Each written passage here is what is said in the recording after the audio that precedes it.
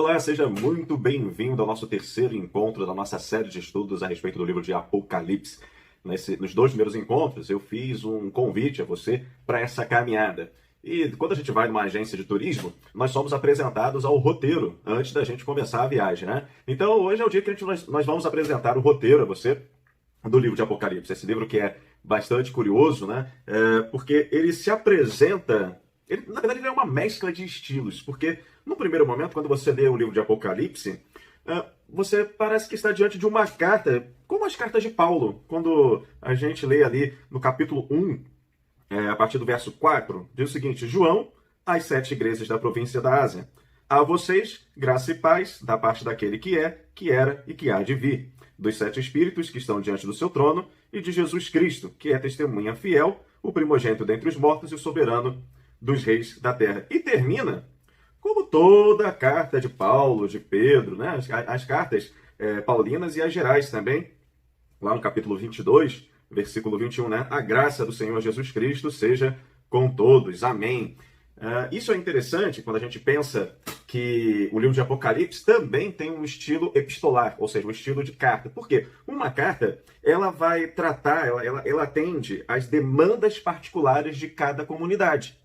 Assim como também ela pode tratar daquilo que é para o povo de Deus em geral, como as cartas de Pedro, né? A primeira e a segunda carta de Pedro, e as 3 cartas de João.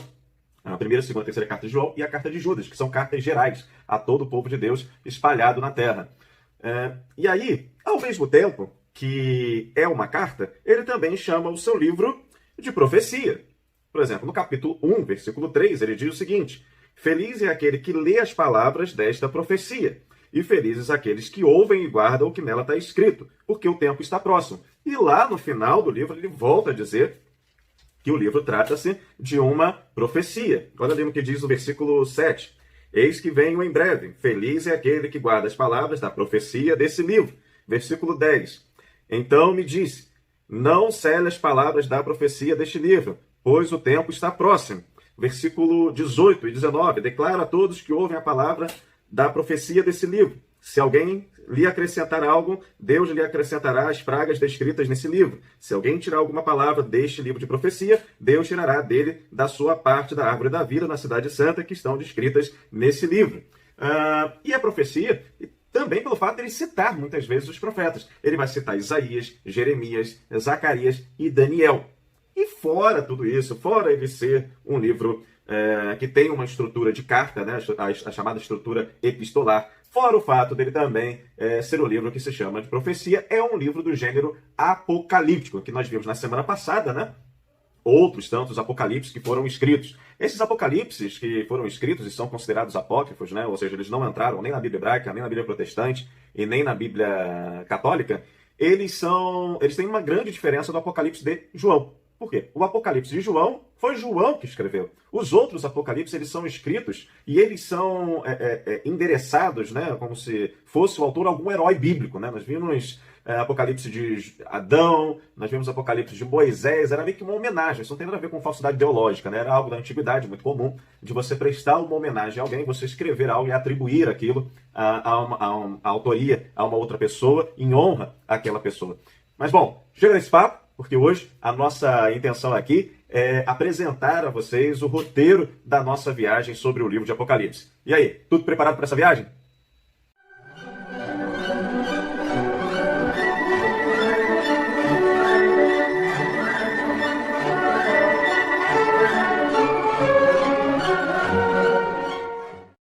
A primeira sessão do Apocalipse é aquela sessão mais conhecida. Normalmente é aquela que, quando nós ouvimos falar de Apocalipse na igreja, normalmente é desses 3 primeiros capítulos do livro de Apocalipse, que é a primeira sessão, a sessão das 7 igrejas. Bom, vamos lá.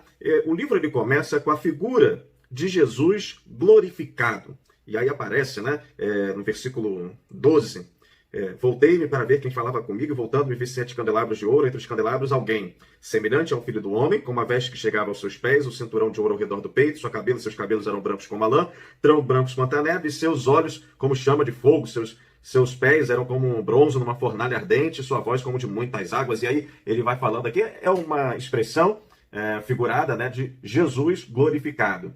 E depois Jesus ele manda ao visionário, a João, escrever as 7 cartas às 7 igrejas. Vamos lembrar da aula passada que falamos a respeito do número 7, que é o número que fala da perfeição, da plenitude, da completude. Né? Aquele número que é a soma de 3, que é algo elevado à sua máxima potência, somado ao número 4, que é aquele número que vai trazer a ideia da totalidade das coisas criadas. Então, 7, total, pleno. Então, essas 7 igrejas, elas são, sim, historicamente 7 igrejas que receberam esse conteúdo de João, mas é algo também que extrapola, né, sendo algo que vai apontar para todas as igrejas de todos os tempos também.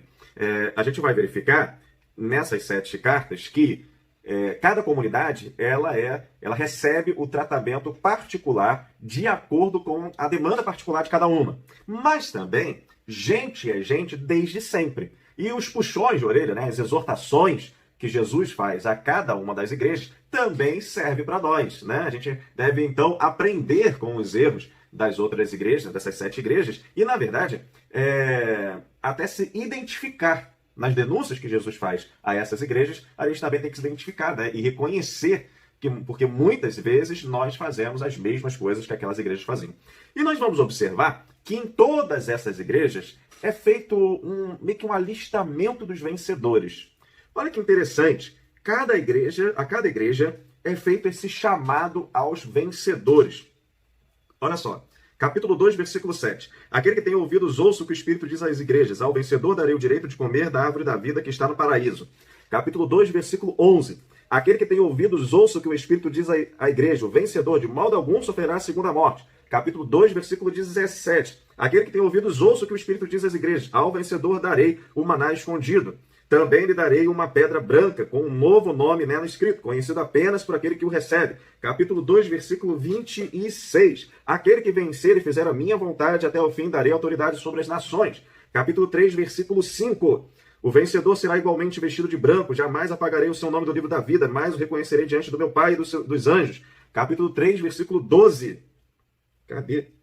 Farei do vencedor uma coluna no santuário de Deus, e dali ele jamais sairá. Escreverei o nome dele, o nome do meu Deus e o nome da cidade do meu Deus. Capítulo 3, versículo 21. Ao vencedor darei o direito de sentar-se comigo no meu trono, assim como eu também venci, sentei-me com meu Pai em seu trono. Então, assim, eu não vou dizer o porquê que acontece isso não. No continuar da aula, nós vamos descobrir que vencedores são esses, né? E aí você observa, né?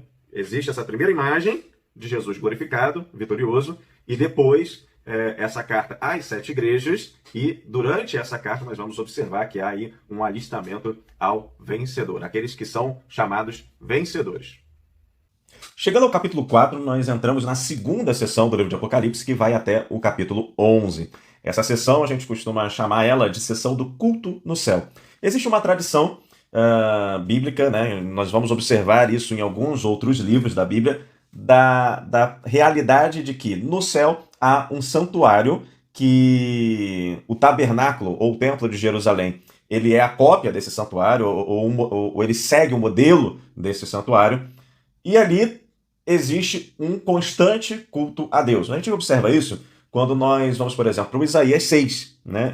Quando nós vamos lá para o Isaías 6, vamos chegar para lá. Eita, fiz uma orelha na minha Bíblia aqui sem querer. Isaías 6. Na vocação de Isaías, temos lá. No ano que morreu o rei Uzias, capítulo 6, versículo 1. Eu vi o Senhor assentado num trono alto e exaltado, e a aba da sua veste enchia o templo. Acima deles, serafins, cada um deles tinha 6 asas, com 2 cobria o rosto, com 2 cobria os pés, e com 2 voavam, e proclamavam uns aos outros: Santo, Santo, Santo é o Senhor dos exércitos, a terra inteira está cheia da sua glória. Observa aqui essa ideia, né, de que quando Isaías tem a visão de Deus, ele tem a visão de Deus assentado num trono no santuário. Moisés, quando ele está para construir o tabernáculo, ele tem que fazer tudo conforme o modelo que ele viu no monte. Salmos, no capítulo 103, é um salmo bastante famoso. O salmista, ele chama... Ele vai chamar os anjos para adorar ao Senhor. Ele fala assim: O Senhor estabeleceu o seu trono nos céus e como rei domina sobre tudo que existe. Bendigam ao Senhor, vocês, anjos poderosos que obedecem à sua palavra. Bendiga ao Senhor todos os seus exércitos, os seus servos que cumprem a sua vontade. Ou seja, a presença ali dos anjos adorando ao Senhor nesse culto que ocorre ali no templo. Quando a gente também vai lá para o escritor de Hebreus, Hebreus é que ele é mais claro a respeito dessa ideia do culto no céu. Porque quando ele vai escrever ali no capítulo 8, versículo 5, ele diz o seguinte: o serviço sacerdotal que eles realizam é apenas uma representação, uma sombra das coisas celestiais, pois quando Moisés se preparava para construir o tabernáculo, advertiu: cuide para que tudo seja feito de acordo com o modelo que eu lhe mostrei no monte. E aí, então, toda essa parte do culto no céu de Apocalipse, nós vamos perceber que o autor, a partir do capítulo 4 até o final, ele sempre vai dar sinais, vai mostrar esse culto acontecendo.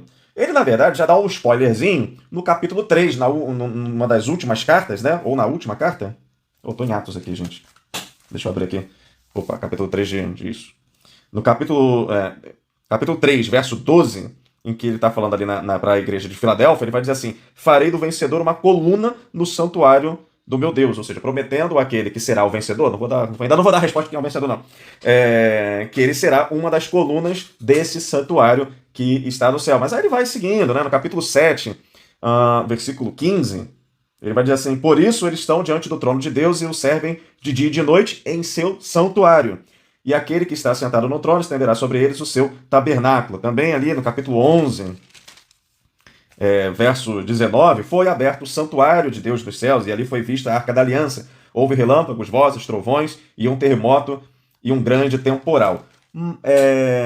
Mas a centralidade dessa seção do livro de Apocalipse, que vai do capítulo 4 até o versículo 11, está na figura do Cordeiro. Eu li aqui poucos versículos falando dessa tradição do culto no céu, mas menção ao Cordeiro acontece umas 30 vezes, deixando aqui claro que a centralidade dessa sessão, e na verdade de todo o Apocalipse, está na figura do Cordeiro. Afinal de contas, o livro de Apocalipse é o quê? É revelação de Jesus Cristo. Ele é o centro da história.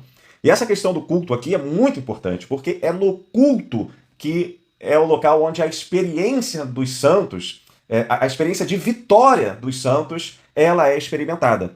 Mesmo que a vitória venha no porvir, ela está ainda para acontecer, no culto já se celebra a vitória, já se comemora a vitória. Quer ver um exemplo disso? A ceia do Senhor.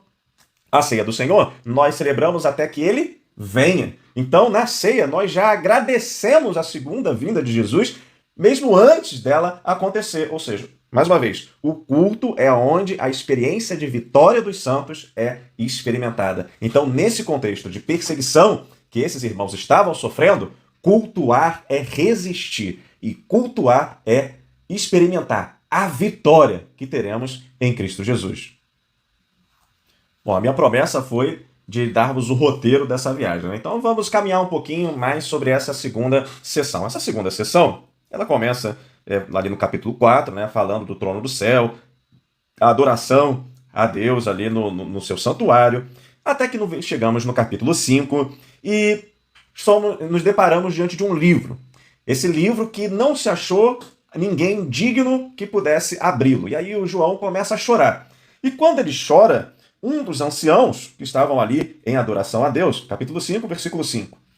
Então os anciãos me disse: não chore, eis que o leão da tribo de Judá, a raiz de Davi, venceu para abrir o livro e os seus 7 selos. Esse livro ele é fechado por 7 selos e, na verdade, o único, então, foi foi reconhecido digno de abrir esses 7 selos, então revelar aquilo que estava contido no livro, é o Cordeiro.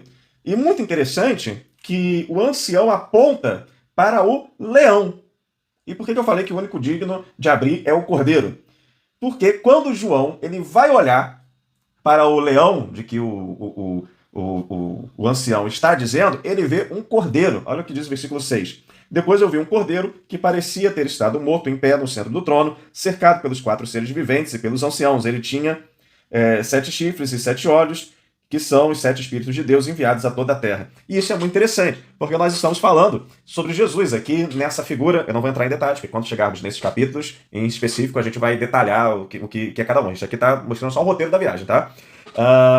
E aí, assim, é muito interessante, porque o ancião que já está ali no santuário de Deus, no céu, ele vê o leão da tribo de Judá. Mas João, que é aqui da terra, é um mortal, ele vê o Cordeiro de Deus. Né? Isso é uma coisa muito bacana, porque assim, quem está no céu, ele contempla aquele que venceu a morte, o vitorioso Rei Jesus, o Rei Leão, né? Contudo, nós que estamos na terra, ao admirarmos esse vitorioso Rei Jesus, o Leão da tribo de Judá, nós o vemos da maneira como nós nos relacionamos com ele, que é o Cordeiro de Deus, o Cordeiro de Deus que tirou o pecado do mundo e que nos possibilitou, nos viabilizou a salvação. Bom, e ali então nós temos o livro e o Cordeiro. Então o Cordeiro ele passa a abrir esse livro. Esse livro que era fechado por esses 7 selos, então cada selo é rompido a partir do capítulo 6. E aí o primeiro selo é rompido e sai um cavalo branco. Esse cavalo branco ele sai para conquistar. Depois o segundo selo é rompido e sai um cavalo vermelho. E esse cavalo vermelho ele faz guerra. Depois o terceiro selo é rompido e sai um cavalo preto.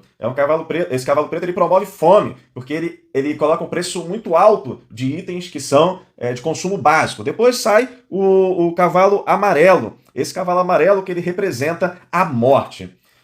Se a gente for perceber, esses 4 cavalos, o cavalo branco, o cavalo vermelho, o preto, o amarelo, e os seus significados, a conquista, a guerra, a fome e a morte, são elementos presentes constantemente na história humana. João aqui ele está criticando e denunciando o sistema romano. Sistema esse que se valia de conquistas realizadas por guerras que geravam fome e morte. Então é uma denúncia frontal ao Império Romano. O quinto selo ele é rompido. E quando ele é rompido, nós vamos encontrar mártires debaixo do altar. Essa ideia dos mártires debaixo do altar é muito interessante. Eles estão ali no versículo 9. E eles clamam por justiça. No versículo 10, capítulo 6, versículo 10. Eles clamavam em alta voz: até quando, ó soberano, santo e verdadeiro, esperarás para julgar os habitantes da terra e vingar o nosso sangue? E aí, a eles é pedido para esperar. Olha o que diz o versículo 11. Então, cada um deles recebeu uma veste branca, e foi-lhes dito para que esperassem um pouco mais, até que se completasse o número dos seus conservos e irmãos que deveriam ser mortos com eles. Ou seja, haveriam outros mártires que iriam se somar a esses que estavam debaixo do trono, né? Que aparecem quando o quinto selo é rompido. E aí temos o sexto selo rompido. Então, finalmente, quando o sexto selo é rompido, nós temos o juízo escatológico. E aí, quando você observa isso, a partir do versículo 12, do capítulo 6 ainda, você vê uma série de perturbações cosmológicas, né? Perturbação cosmológica, assim, o cosmos ele entra numa bagunça, numa desordem. Desastres, são desastres escatológicos. O sol ficou escuro, a lua se tornou vermelha como sangue. Versículo 13, as estrelas caíram do céu e tal. Isso são figuras de linguagem para dizer que a realidade iria mudar. Elas não devem ser tomadas de maneira literal, né? O Sol não vai cair, nem a Lua, nem as outras estrelas vão cair na Terra, até porque elas são muito maiores do que o planeta Terra, né?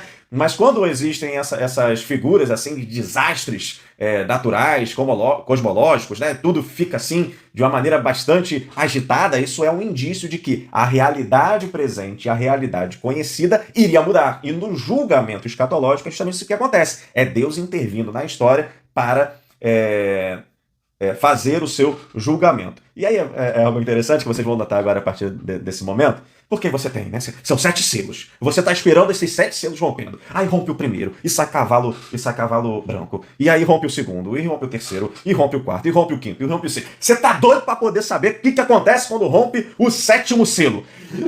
E segura. E segura. Nós temos aí um interlúdio. Simplesmente o João, ele para de falar dos selos e ele vem com a narrativa dos 144 mil que são selados pelo selo de Deus, no capítulo 7. E aí acontece outro negócio bastante interessante, que quando João vê, quando João ouve, né, uma pessoa ali que está no céu comentando o que está acontecendo, olha o que ele ouve aqui, capítulo 7, versículos 4. Diz assim, então ouvi o número dos que foram selados, 144 mil de todas as tribos de Israel. Aí ele vai dizendo aqui, né, 12 mil de cada tribo e tal, não sei o quê. E aí, no versículo 9, aí é João olhando aquela multidão. Depois disso, olhei e vi diante de mim, e estava uma grande multidão que ninguém podia contar, de todas as nações, tribos, povos e línguas, em pé diante do trono do Cordeiro, com vestes brancas e segurando palmas, e clamavam: salvação pertence ao nosso Deus, e que se assenta no trono e ao Cordeiro. Então isso é bastante interessante. Novamente nós temos assim um antagonismo daquilo que se vê ou que se fala no céu e aquilo que é percebido na terra. Aquilo que se vê e é percebido no céu é o leão da tribo de Judá, mas o que se vê na terra, que João vê, é o cordeiro. No céu, você tem ali, trazendo um resgate, né, da assertividade de um controle de exército, 144 mil homens que são selados pelo selo de Deus.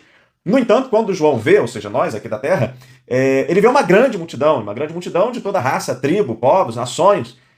Isso mostra pra gente que esses 144 mil não é um número literal, mas sim é toda a plenitude do povo de Deus salvo por Cristo Jesus. 144 mil, que é 12 vezes 12 mais 1.000. 12, que sempre vai trazer pra gente a ideia das 12 tribos de Israel, mas também dos 12 discípulos. 12 vezes 12, 1.000. Toda vez que nós vamos observar o número 10 ou seus múltiplos, né, o 100 ou 1.000, nós trazemos a ideia de totalidade. Então, 144 mil, 12 vezes 12 vezes 1.000, todo o povo de Deus. E assim João, ele vê todo esse povo, e que como nós estamos na sessão do culto no céu, o que esse povo faz? Ele adora aquele que está sentado no trono e o Cordeiro.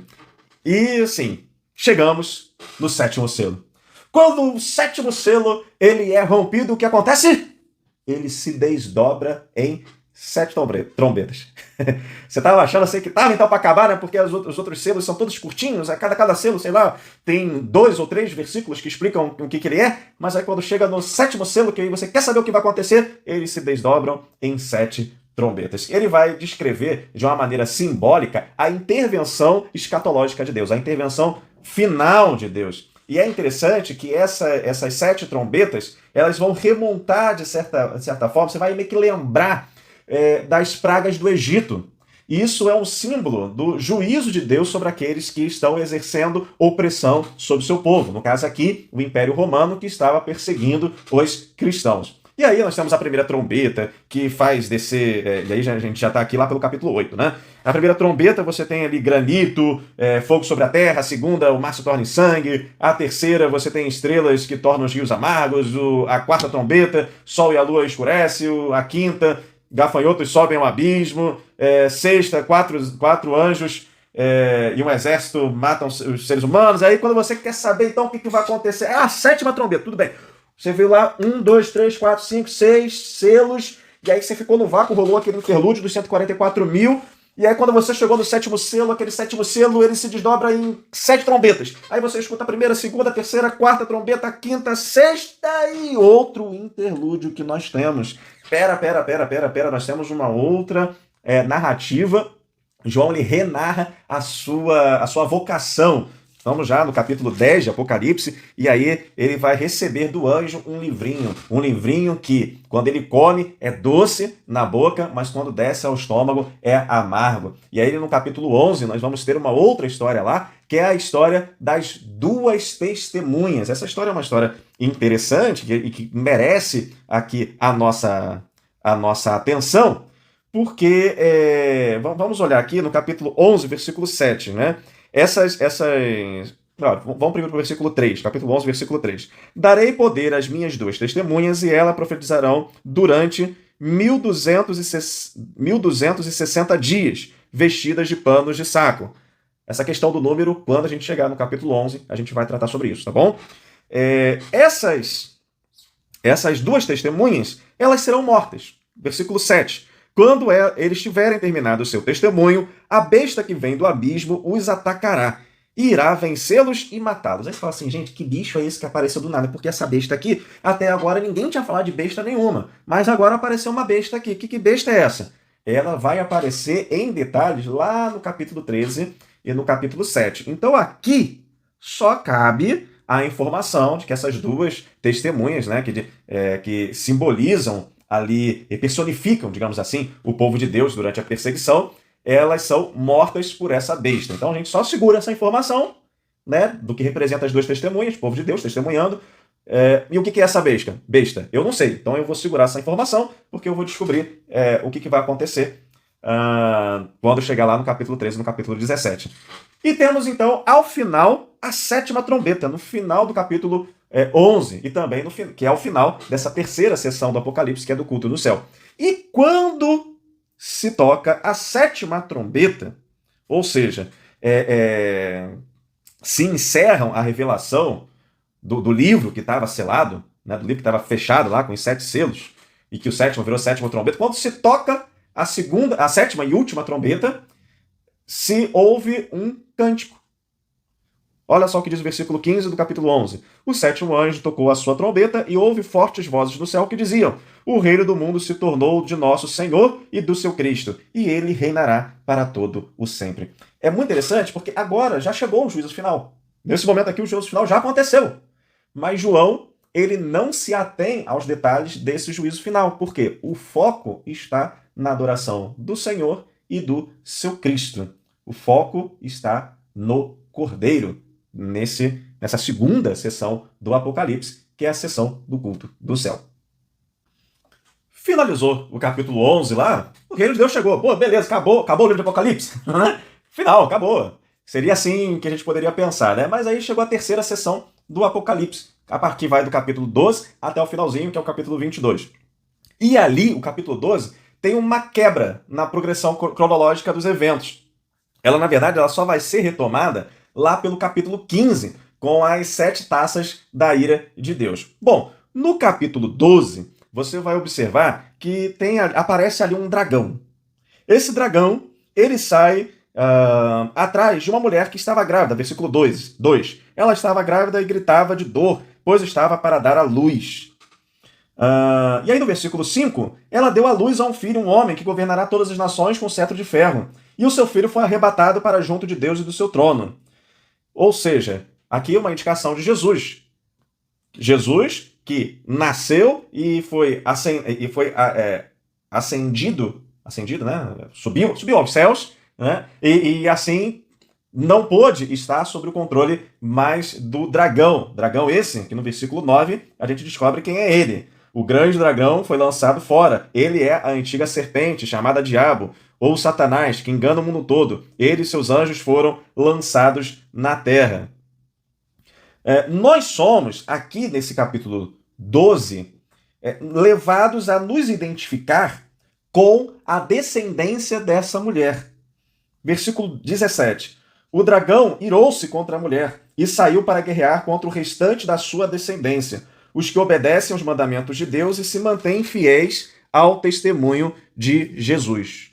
Então você percebe, né, que existe essa mulher que estava grávida e ela dá à luz. Ela dá à luz, mas esse filho ele sobe aos céus. Esse dragão, que é Satanás, fica irado e vai perseguir aqueles que são os descendentes dessa mulher, que são as pessoas que se mantêm fiéis ao testemunho de Jesus. A partir do capítulo 13, a gente vai ver então que esse dragão ele vai contar com a ajuda de 2 bestas. Uma que sai do mar e a outra que vai sair da terra. Olha só, versículo 13. Viu uma besta que saía do mar. Tinha 10 chifres e 7 cabeças, com 10 coroas, uma sobre cada chifre, e em cada cabeça um nome de blasfêmia. Então a gente observa aqui que essa besta ela vai ser identificada ali. Eu falei que... Lembra lá da besta? Que a gente já falou, agora que ela apareceu. Ela apareceu lá naquele interlúdio entre os selos, né? Que tinha lá as duas, entre os selos ou entre as trombetas agora? Agora, calma aí, deixa eu só verificar aqui. As 2 testemunhas, entre a 6ª e a 7ª trombeta. Né? Apareceu, foi a tal da besta que matou as 2 testemunhas. Essa besta aqui, ela é explicada a partir do versículo 13. E no capítulo 17 é dado o detalhamento de quem é essa besta. Capítulo 17, versículo 10 até o 12, ele vai explicar direitinho, olha. Aqui, versículo 9. Aqui se requer mente sábia. As 7 cabeças são 7 colinas sobre as quais está assentada a mulher. Também são 7 reis. 5 já caíram.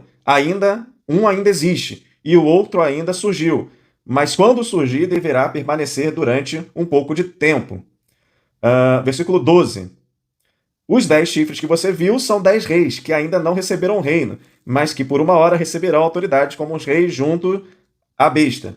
Né? Então, olha só, vamos observar aqui. Essa besta é identificada com o próprio Império Romano. Os 10 chifres que ela tem lá, né, que é aquele negócio esquisito, são 10 reis. As 7 colinas, as 7 cabeças, né, são 7 colinas. E que 7 colinas são essas? É a cidade de Roma. Porque a cidade de Roma, ela foi formada a partir de 7 povoados que eram povoados que viviam em colinas ali próximas ao que é hoje a cidade de Roma. E na verdade, assim, a geografia de Roma é dessa forma, né? Existem 7 colinas ali ao redor de Roma. E Roma é formada por povos dessas 7 colinas. Ou seja, uma indicação que essa besta, que é levantada do mar, é o próprio Império Romano. Né? Tá. E só uma observação aqui, que vocês perceberam que apareceu uma mulher aqui. Eu não estava querendo falar dela aqui agora, não, porque essa mulher é uma outra mulher, tá? Diferente da primeira mulher. A primeira mulher a gente pode até identificar como sendo a igreja, né? Relacionada à igreja. Essa segunda mulher aqui, essa que está assentada sobre essas 7 cabeças, né? Ela é a prostituta. Tá bom? É porque eu não quero entrar em tantos detalhes assim, porque a ideia, mais uma vez, é a gente apresentar o roteiro, né? Então, assim, essa é a besta do mar. Então, a besta do mar é identificada como o Império Romano. A partir do versículo 11 do capítulo 13, você tem a besta da terra. Essa besta da terra é mais fácil da gente entender, a gente não precisa procurar detalhes sobre ela no capítulo à frente, ela mesmo já se explica aqui. A partir do versículo 11, ela diz o seguinte: então via outra besta que saía da terra, com 2 chifres como cordeiro, mas falava como dragão. Exercia toda a autoridade da primeira besta em nome dela, e fazia a terra e os seus habitantes adorarem a primeira besta, cujo ferimento mortal havia sido curado. Ela realizava grandes sinais, chegando a fazer descer fogo do céu à terra à vista dos homens. Ou seja, essa segunda besta fazia com que os homens adorassem a primeira besta. Nós estamos falando aqui daquilo que nós já falamos na primeira ou segunda aula a respeito da Pax Romana e o culto ao imperador. A segunda besta, a besta que sai da terra, é o sistema religioso que fazia com que as pessoas adorassem ao imperador romano. Ok? Capítulo 14. Nós temos os 144 mil. Lembra lá dos 144 mil que apareceu no interlúdio entre o 6º e o 7º selo, né? Lá pelo capítulo 7? Eles reaparecem aqui no capítulo 14. E eles são, olha que interessante, ceifados. Eles são mortos. Olha o que diz aqui no versículo 12. Aqui está a perseverança dos santos que obedecem aos mandamentos de Deus e permanecem fiéis a Jesus. Então ouvi uma voz dos céus dizendo: escreva, felizes os mortos que morrerem no Senhor, de agora em diante. Diz o Espírito: sim, eles descansarão das suas fadigas, pois as suas obras os seguirão. É interessante que esses 144 mil que são selados por Deus, eles são mortos, eles são ceifados, mas eles são vitoriosos por conta de serem mortos. Porque eles são mortos porque permaneceram fiéis. Eles são, agora você vai pegar, vencedores. Lembra do alistamento dos vencedores que aconteceram lá na carta? Eles são os crentes que permaneceram fiéis ao testemunho de Jesus. Eles são mortos pela besta, porque eles são oprimidos, são perseguidos pelo dragão, por Satanás, pelo diabo, que conta com essas 2 bestas, o Império Romano e a falsa religião. Mas eles são vitoriosos, porque eles permaneceram fiéis. E assim, o povo de Deus, ele é retirado do cenário mundial. E, finalmente, nós temos aqui, a partir do capítulo 15 até o capítulo 18, as 7 taças da ira de Deus, que é o juízo de Deus sobre os adversários dos filhos da mulher, ou seja, sobre os adversários, sobre os adversários da igreja. Então nós temos, aí eu não vou entrar em tantos detalhes aqui sobre a respeito dessas 7 taças, né? E o capítulo 18 é um canto fúnebre sobre a cidade da Babilônia, né? Versículo 2. Ele brandou com voz poderosa, caiu a grande Babilônia. Ela se tornou habitação de demônios e antro de todo o espírito imundo, antro de toda ave impura e detestável. Aqui ele fala, então, ele faz, né, esse canto fúnebre sobre a cidade da Babilônia. No capítulo 19, temos o surgimento de um novo cavaleiro branco. Só que esse cavaleiro branco ele tem um outro nome. Ele é um outro cavaleiro branco, ele não é o mesmo cavaleiro branco que apareceu lá nos 7 selos. Ele é um cavaleiro branco que se chama Fiel e Verdadeiro. Capítulo 19, versículo 11. Vi os céus abertos e diante de mim um cavalo branco, cujo cavaleiro se chama Fiel e Verdadeiro. Ele julga com justiça. Quem é o cavaleiro branco, fiel e verdadeiro? Ele é Jesus. E ele vai derrotar a besta. Versículo 19, do capítulo 19. Vi a besta, os reis da terra e os seus exércitos reunidos para guerrearem contra aquele que está montado no cavalo e contra o seu exército. Mas a besta foi presa e com ela o falso profeta que havia realizado sinais miraculosos em nome dela, com os quais ele havia enganado os que receberam a marca da besta e adoraram a imagem dela. Os 2 foram lançados vivos no lago de fogo que arde com enxofre. Os demais foram mortos com a espada que saía da boca daquele que estava montado no cavalo, e todas as aves se fartaram com a carne deles. Então aqui nós já temos Jesus chegando no cenário do mundo, né, e realizando a vitória final. No capítulo 21, nós temos toda uma narrativa que começa, então, que começa no fim, né, que começa no fim agora do livro de Apocalipse, a falar daquilo que nós escutamos quando tivemos a chegada do reino de Deus na 7ª trombeta.